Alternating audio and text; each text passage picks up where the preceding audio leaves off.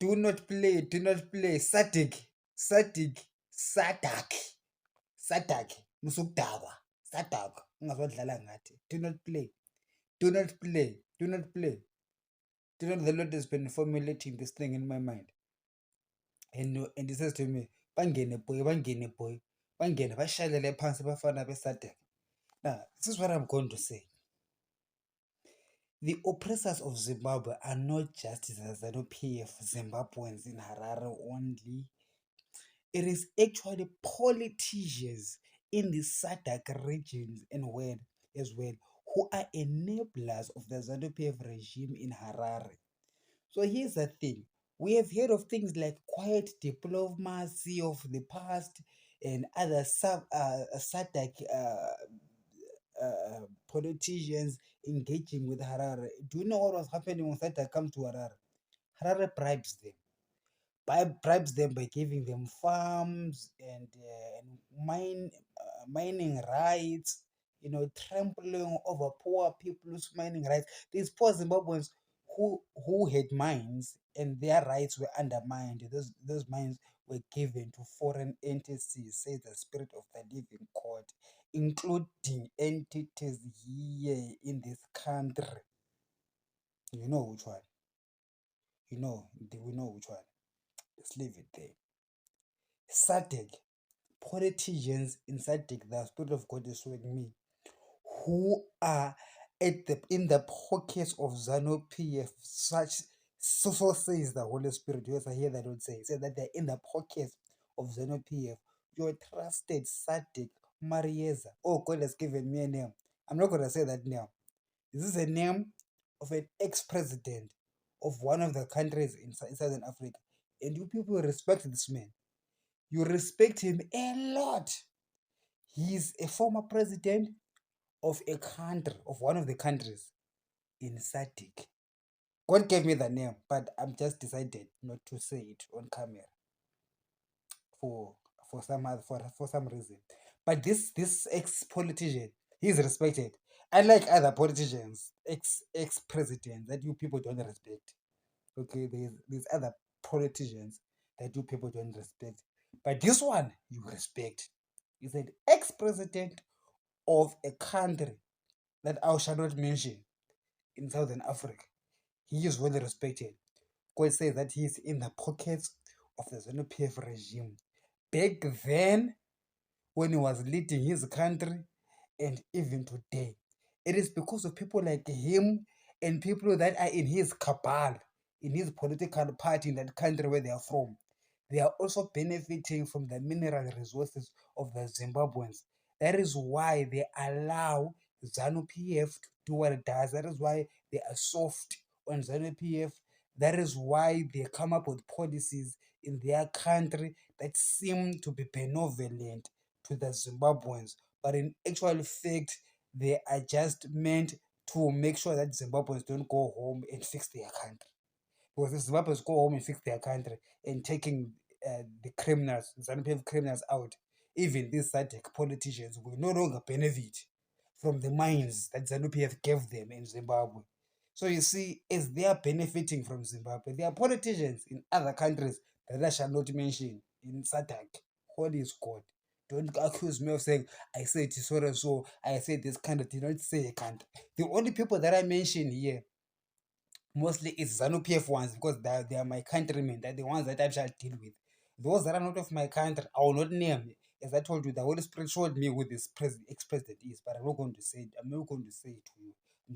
I'm gonna keep it to myself and talk about him and the comrades that are with him in his political party. And the Lord is showing me that they are the biggest beneficiaries of the Zimbabwean mining syndicates, and they are well oiled, deeply entrenched in the oppression of your people, son, says the Spirit of the living God.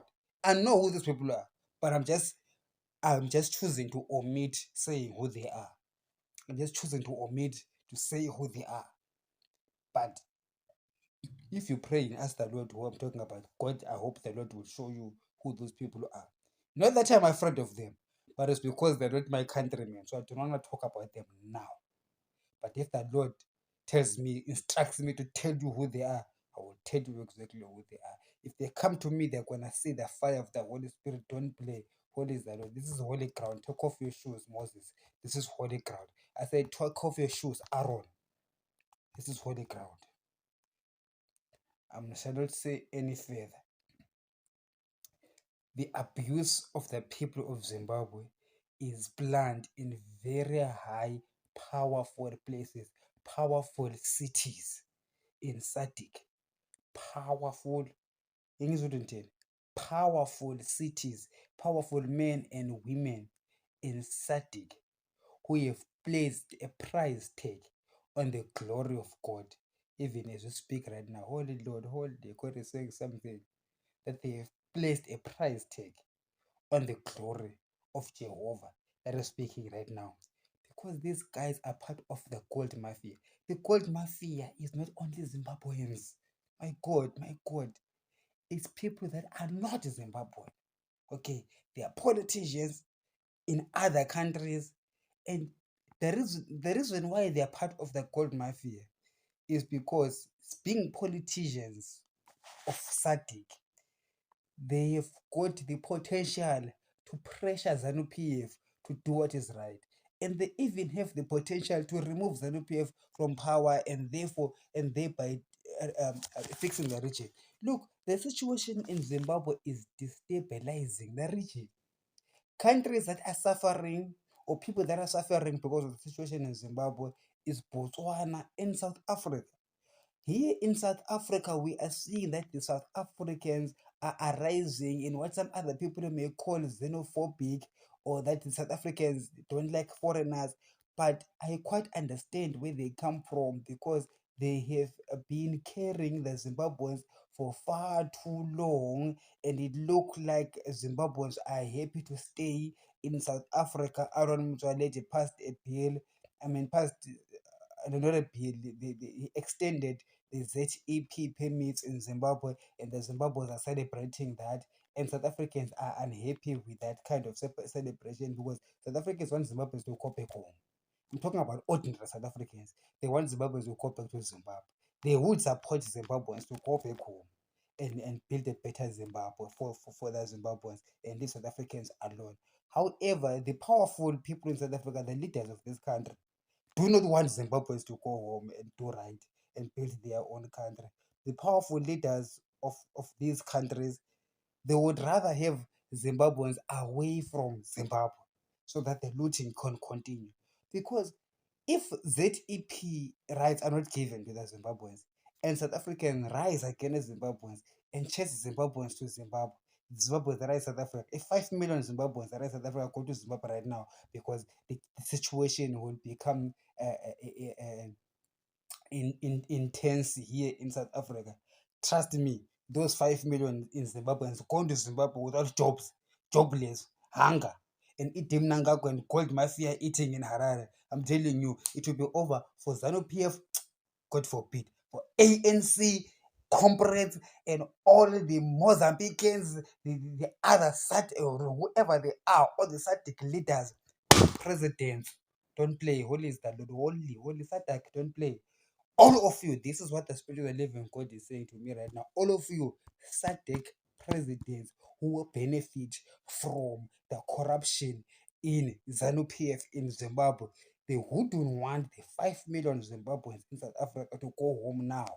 Because if that happens, I'm telling you, all hell will break loose. Mnangagwa cannot survive. We do not need NATO, we do not need the United States, we do not need United Kingdom.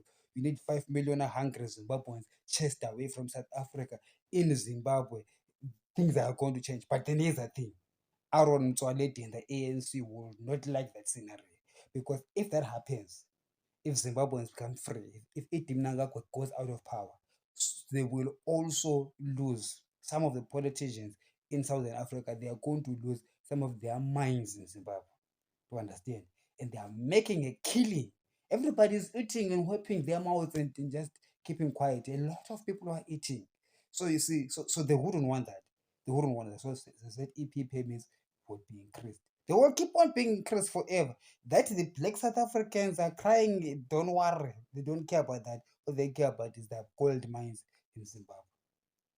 That is the travesty that the Zimbabweans find themselves in. And it's a shame that the black South Africans, the suffering South Africans as well, find themselves locked up in this war, being the ones who have to carry the burden of the Zimbabweans because their politicians are soft on Harare. Because some within the ranks of the ANC somehow are benefiting from the situation in Zimbabwe, and they will not allow Zimbabwe to be free. Let me state this like this thing again. This is what the Holy Spirit shows me. That some in the ANC of South Africa, I don't know, I said that in this video earlier, and they said I will not name those people. Now I'm naming them. The Lord is showing me some people in the ANC, and I will not tell you which ex-president because I don't want to ask me about evidence. That is the Holy Spirit. The evidence of the Holy Spirit comes from the Lord. He's not giving me a paper. So I will not tell you which ex-president of which country in Southern Africa. There's many countries, there's 14 of them, and there's many ex-presidents. But one of them in particular, God is singled out and told me about that man. And that man, you respect him. He is very respected. He is a very respected man in his country and even within the region. And he's an ex-president of one of those countries. He's very respected. God says he's one of the gold mafia or beneficiaries or one of the people that the gold mafia colluded with in order to keep Zimbabwe locked up for all of these years. This man would have been successful in setting Zimbabwe free a long time ago because he had the political position, leverage, and power over ZANU-PF. He was able to influence ZANU-PF to do right, but instead he chose to join them and become part of the oppressive system that we see today. For over 20 years, this man has been benefiting in Zimbabwe, and therefore he will be scared as hell if he knows that the prophet of God is about to turn tables around in Zimbabwe. And here, listen to me very well, Your Excellency. This man of God who is making this video is about to turn things around, tables around in Harare and in the whole of Zimbabwe. Your mines, say, and your mineral rights will come to zero when I become president of Zimbabwe, because I will take a turnaround of the whole mining industry. My Zimbabwean people whose mines were taken away from them to give to despots of foreign countries are going to get back their mines back. On that day, they shall celebrate. I do not need to take 4 or 5 years court systems, inquiry, what do they call it? Commission, truth commission, don't know. It will not take long for me. It will not take long for me. I'll do it very quickly, expeditiously. And all the mines that the foreign politicians own in Zimbabwe, they are going to lose them the day that ZANU-PF gets out of power. So you see, Zimbabweans, how deeply entrenched, how deep and serious and dangerous our war really is. Once we're busy focusing on ZANU-PF, there's more people, foreigners. I have extended on this channel to include people like Vladimir Putin and the Chinese CCP. Those are the ones that are very far. But there's also those that are near in the SADC region. So you understand Zimbabwe now. The nature of your oppression, nature of your oppressors. Your oppressors are in Harare, your oppressors are in SADC region, and your oppressors are in foreign faraway places like Russia and China. So as much as we can deal with Russia and China, perhaps if you've got an agreement with them, can negotiate on how to take carry Zimbabwe forward, you still have SADC to deal with. You still have SADC to deal with. And you still have the official opposition, which also has been bought into this whole thing. So you see how deeply in deep darkness these Zimbabweans are. And I feel for the black South Africans because the black South Africans also suffering do not know that the Zimbabweans are in this deep shit. They do not know. Okay. But at the end of the day, their anger against the presence of Zimbabweans in South Africa, which some people may call xenophobic or whatever, it gives an impetus for the Zimbabweans to begin to fight for themselves. one of the problems with us as Black Zimbabweans is how complacent we have become in foreign lands. Whether it's Zimbabweans in South Africa or Botswana or UK or the USA, we have adopted this mindset of settling in those countries, even marrying their women and men, making children with them, making babies there, establishing our lives there, and forgetting about Zimbabwe, thinking that these foreign lands are our countries. They are not our countries. That's not home. Home is Zimbabwe. So now, as we can see, South Africa is becoming the first group where this fermentation of anti-Zimbabwean rhetoric, it has been brewing for years, and some of it is being sponsored by other, whether it's agents, bigger agents, governmental agents, or some political groupings that are well financed, like Operation Tutula is financed by some other big people. But then the distrust within the Africans, or the xenophobia is growing, especially in Gauteng province, in the southern part of South Africa. I mean, in the northern part of South Africa and central part of South Africa. It's less in Cape Town. Is not that much. It's not that much in Cape Town, but I see it prevalent there in the Gauteng area, where the economy of South Africa is much more stronger. So you will see that this fermenting anger, this anti-foreign rhetoric, as it rises, it exposes Zimbabweans' complacency. Zimbabweans themselves, they are complacent. I think it makes the Zimbabweans come to a realization that South Africa is not our country. I know a lot of people. For example, the people that are from Matabeleland, like me, the Ndebele people resigned from Zimbabwe for a long time. Before 2008, before this whole, ZANU-PF has been oppressing Matabeleland since 1980, since the Kukura Hundi era. So the Ndebele people have left Zimbabwe from a long time ago, resigned to South Africa, many of them. Why? Because there was no hope in Zimbabwe. So now the rest of the Shona people do not know about that. In the 80s, they were having fun with Robert Mugabe. He was killing the Ndebeles, but the Shonas were fine.